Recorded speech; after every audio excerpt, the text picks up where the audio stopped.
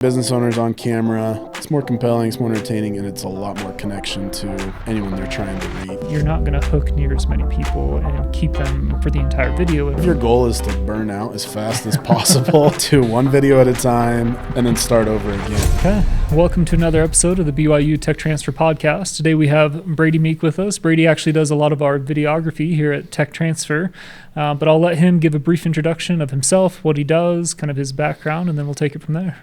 Okay. My name's Brady. I own a media company called Ridgeline Media House, which is somewhat newer, about a year and a half since I officially started that, but I've been doing video for 7 or 8 years now. Started when I was going to school here for something totally different.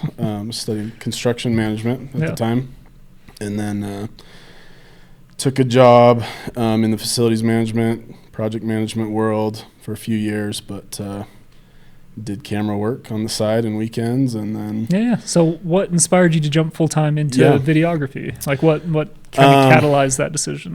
I just really liked it. I enjoyed it. It was something I was itching to learn more about every chance I got, which... and I was able to incorporate it into my old job quite a bit. So, anytime there was an opportunity to do training video for employees or highlight a project we were working on, I was way more excited about that than maybe all my other stuff that I still enjoyed, but I just was kind of drawn to this. And then ultimately, it was kind of a vision for me to be my own boss and, run a business. And just all that combined, a few years ago, I went full time with it. And great.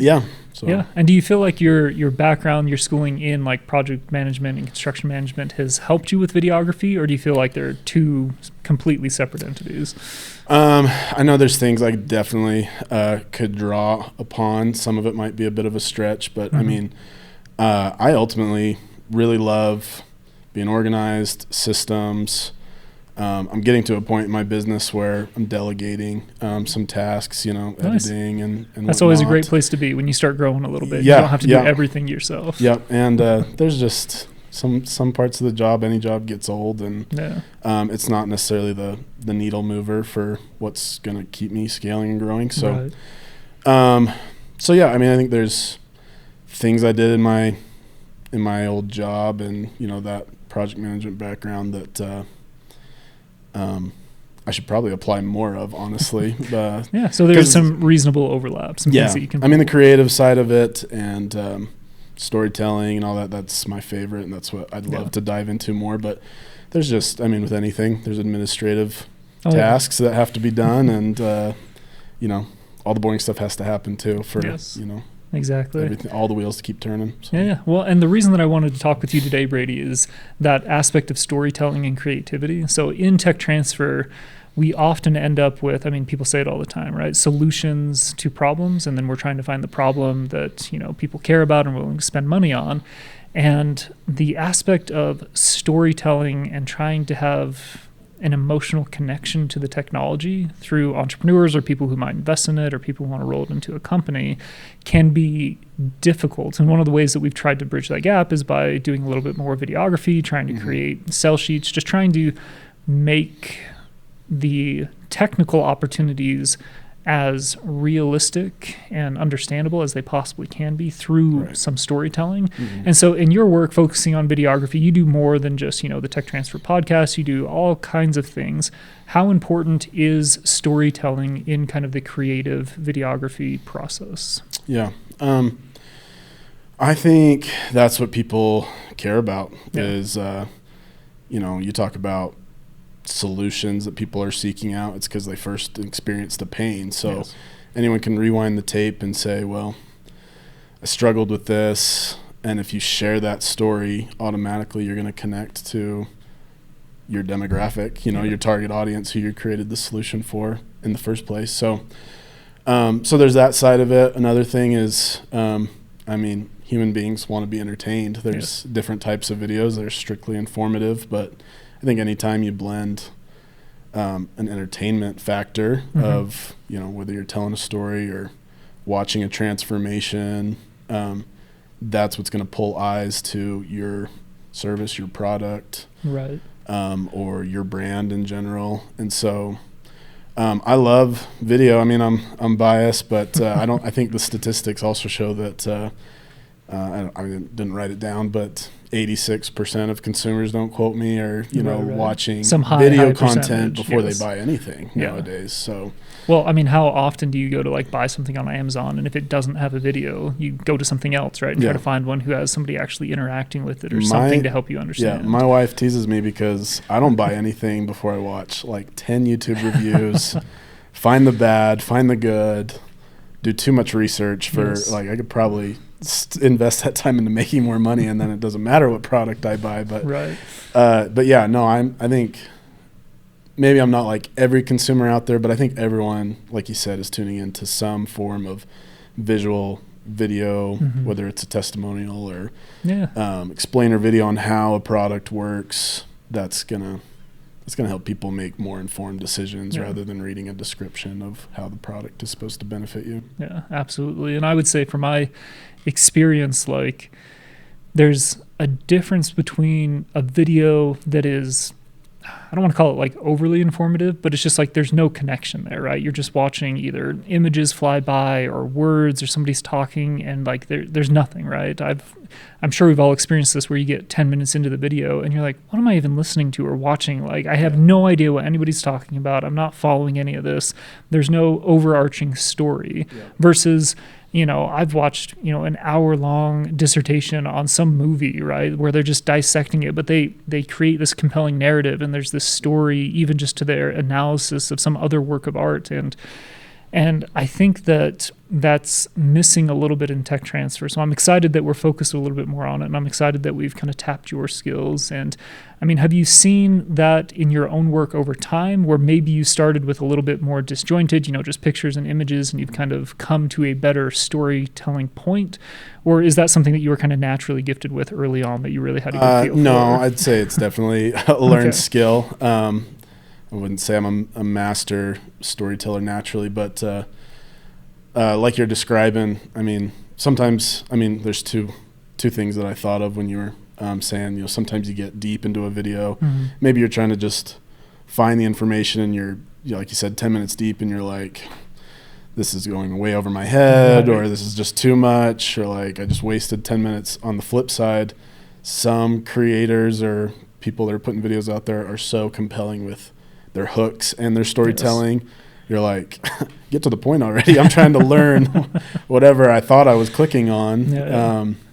But specifically with my company, I mostly help service-based business owners. And early on, I took the approach of, let's go out there and film you doing your thing. We'll film the final product, just fancy shots and make you look good on camera.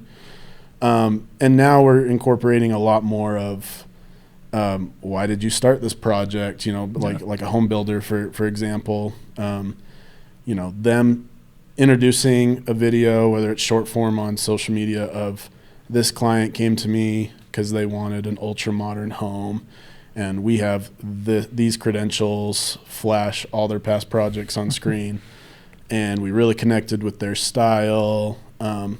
That's immediately going to connect with people that are also like-minded or shopping for the same type of product. Yeah, they can put themselves in that situation. They put themselves in their shoes, and then all of a sudden they trust them more and be like, okay, well, when I'm ready to build my home, this is the guy, or any other service under the sun. But yeah, just I think getting business owners on camera to tell their own personal story, why they're doing what they're doing. And then why they do the things they do to help their customers. It's more compelling, it's more entertaining, and it's a lot more connection to anyone they're trying to reach to grow and scale. Yeah, absolutely. And I've been thinking of something similar that we're going to start doing in tech transfer.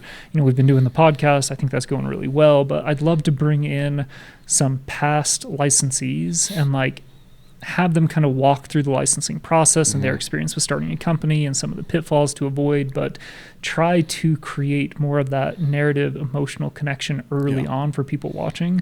Because, I've got a technical background, so I always want to jump into, here's the nitty gritty, here's what's in the patent, here's how the technology actually works. Yeah. And that is important, right? Because you need to understand the opportunity for whatever you're doing. It's like, talking about building a home, like, they need to understand that this person can build a home, right? Or else they're never going to go with them to design their house and be their builder or whatever it might be.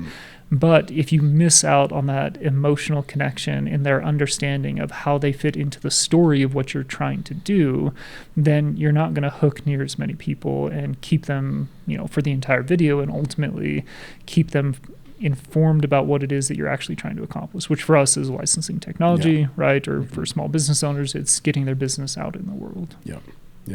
I agree. Nice. I think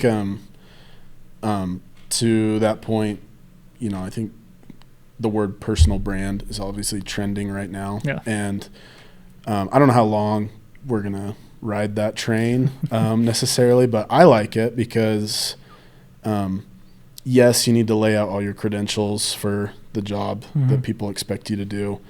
But if you include in there anything else about your personal life that connects you to those people specifically, I think just including any and all stories and putting yourself out there and being more vulnerable is going to just provide more ways to connect to your audience. No, for sure. So I feel like industry and businesses are getting more and more atomized, right? Like you have to have a face to the business. Like no longer can you just be this faceless conglomerate of, we sell exactly like figure. They want to know who's there, how they got started, like why this is important to them. And it's interesting. Like you said, I could see it dying out. I could also see it just perpetuating indefinitely, right? Where like it becomes the thing and the standard for how businesses are judged for the next 50, 60, 70 years. Kind of hard to tell at this point, but I mean, at least for now, we're trying to jump on the bandwagon a little bit and have that brand and make sure that we have a good presence. Nice. Well, you've done a lot of different kinds of work. Did you have a favorite project that you worked on or something that you're just really proud of? Or are you, proud of all your babies, so to speak, The most proud thing I have is this podcast. Nice. So, I didn't pay him to say that. That was working. Yeah, no. I do love the Tech Transfer Podcast, though. Nice. Probably from a different perspective, I worked with Utah sportsmen's. They opened up a nursery up in northern Utah for bighorn sheep relocation, and went out with them for a few times, worked on just documenting the effort behind building the space, the relocation of the sheep. They aired that at the expo that happens every year here in Utah. So nice. Got to go to the banquet, sit at a table. There was 1,000 people in the room. They watched the video I produced, just talking about the efforts, raised money to go towards. It's like one of those like I've made it moments, right? At least at some level. Yeah, for me it felt that way. I mean, it's cool. It was cool to be involved in that project, and then cool to see, conservation money that people are donating going to those good causes, and then just bringing awareness to those causes and being a part of that makes me feel good. I mean, I got paid for the job. I'm not saying I volunteered and just out there raising money, but so that was definitely one. I worked for a couple of years in just like the outdoor adventure industry, which is a lot different than what I do now, but worked with a nonprofit with wounded vets, taking them on adventures and stuff. So as far as just meaningful work, that was a very special couple of years in my life. Got to work with some amazing men and women that served our country and paid a price for it. And then we got our organization got to give back and take them on these awesome trips. And those videos raise money to keep doing it and bless even more lives. But now anytime I can sit down and talk with a business owner, specifically in the construction industry, because they're way behind the times. They just are. Like they don't. They're one of the industries that are very much latecomer into the new digital age, and I think they're going to catch up. But I think they're 5 to 10 years behind everyone else. Yeah, but you see that as an opportunity, though, for your business specifically. Yeah, so I think, and they're busy a busy demographic.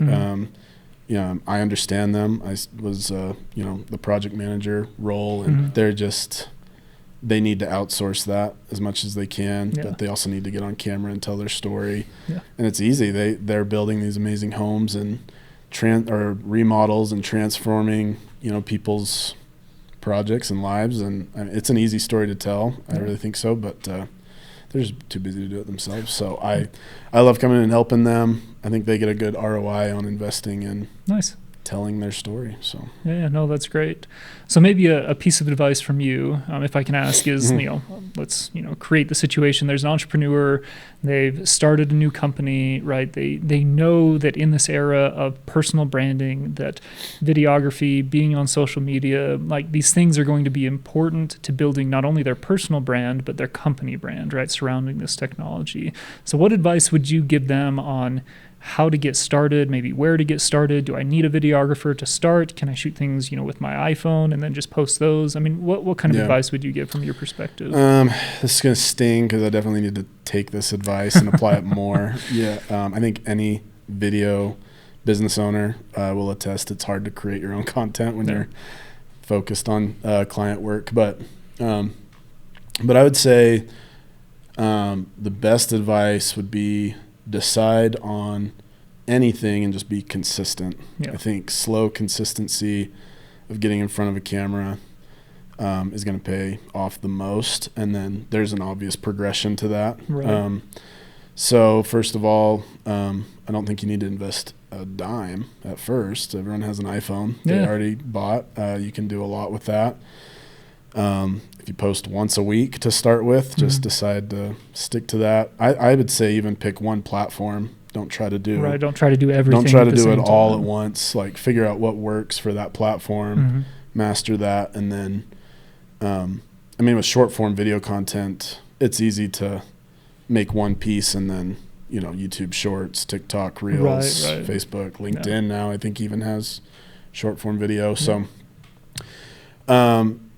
So I would say there's just a progression, not to shoot myself in the foot and say, go hire a videographer from the get-go. I mean, if you have a budget for it, definitely film some professional videos, put on your website, run an ad, but just decide on something simple that you can be consistent at and apply that for a long time. And then when you get to the point where you're seeing results from that or you've developed a system to stay consistent, consider investing in higher quality or someone that can come in and help you with better strategy.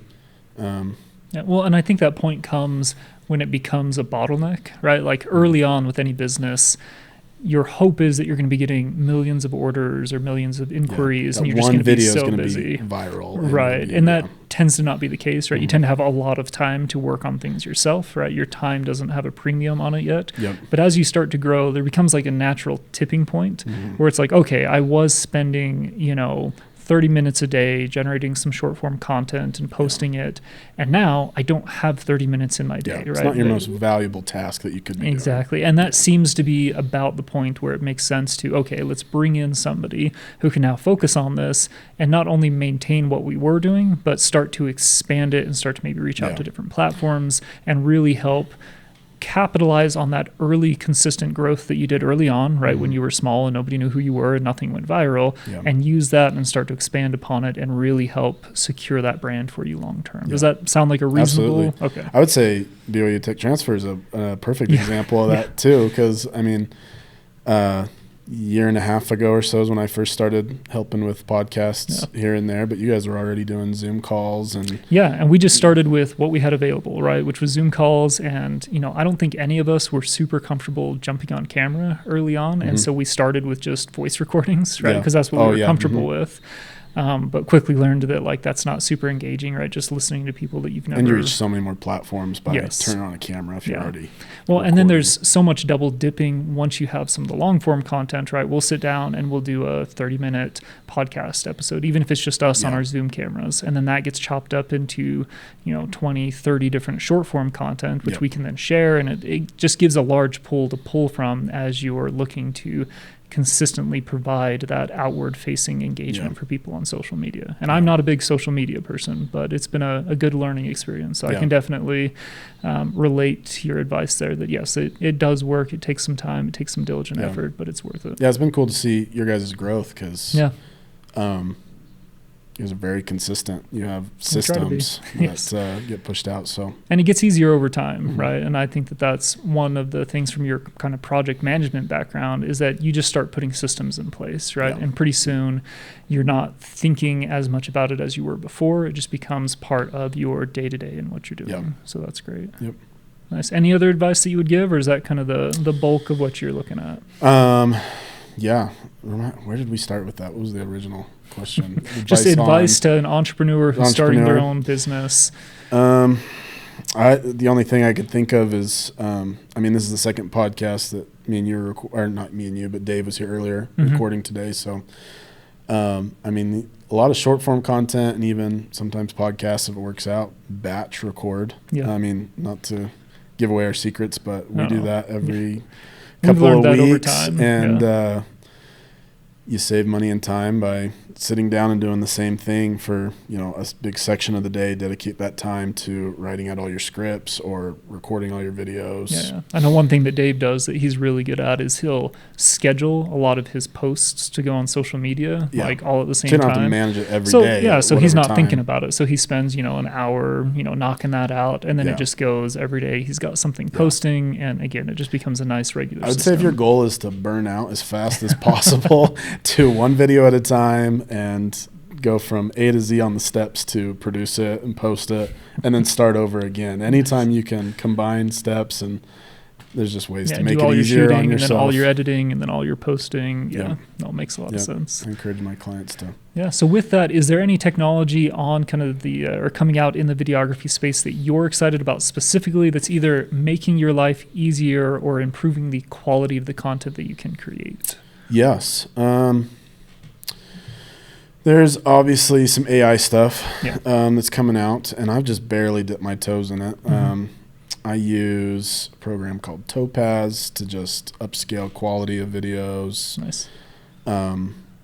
So that's nice. Like if you don't absolutely nail white balance or controlling your noise in your shot and stuff.